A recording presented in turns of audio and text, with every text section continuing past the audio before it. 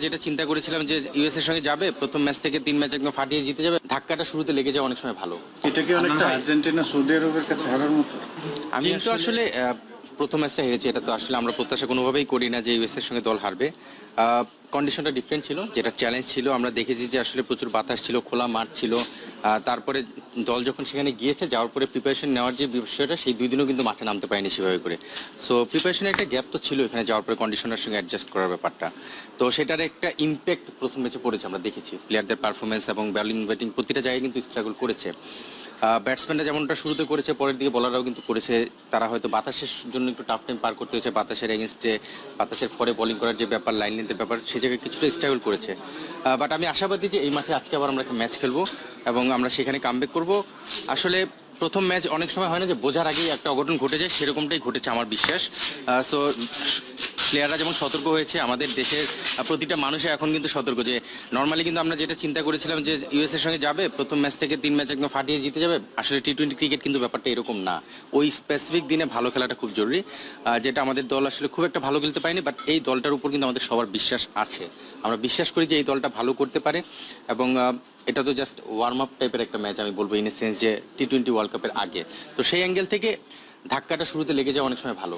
মানে পুরো মেইন ইভেন্টে যাওয়ার আগে যদি ধাক্কা কিছু খেয়ে সতর্ক হয়ে যাওয়া যায়, সেই জায়গা থেকে আমার মনে হয় সেটা খেয়ে গিয়েছি আমরা।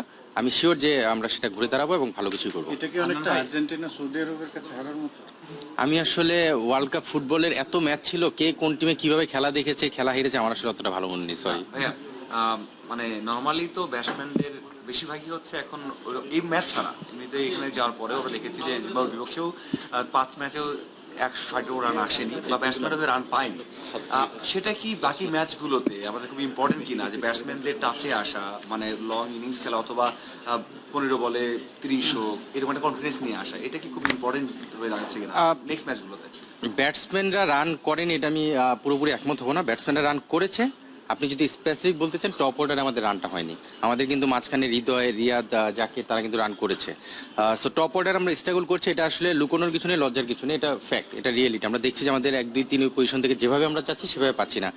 তানজিদ তামিম জিম্বাবুয়ের সঙ্গে কিছুটা কন্ট্রিবিউট করেছে ডেবু হওয়ার পরেও, বাট সৌম্য লিটন একটু স্ট্রাগল করছে, শান্তর ব্যাটে আমরা খুব একটা রান পাচ্ছি না। বাট এরা প্রুভেন প্লেয়ার, এদের আসলে নতুন করে প্রমাণ করে। এখানে যদি তানজিদ তামিম ফেল করতো তখন বিষয়টা অন্যরকমভাবে আসতো। বাট যারা আমাদের প্রুভেন প্লেয়ার, সৌম্য, লিটন, শান্ত, এরা কিন্তু এমন না যে নতুন ক্রিকেট খেলছে, তারা অনেকদিন খেলে নিজেদেরকে প্রমাণ করেছে এবং এই স্টেজে আসার পরে তাদের আর প্রমাণ না, তাদের ফর্মে ফেরাটা সময়ের ব্যাপার। সো সেই ফর্মে ফেরার অপেক্ষা আমরা আছি এবং সেই ফর্মটা যদি ওয়ার্ল্ড কাপের আগে ফিরে আসতে পারে সেটা আমাদের প্রাপ্তি হবে। এবং আমরা শুধু আমি না, আমরা সিলেক্টর না, আমরা পুরো দেশ কিন্তু আশা করছি যে তারা ফর্মে ফিরে আসুক, মন থেকে সবাই চাচ্ছে।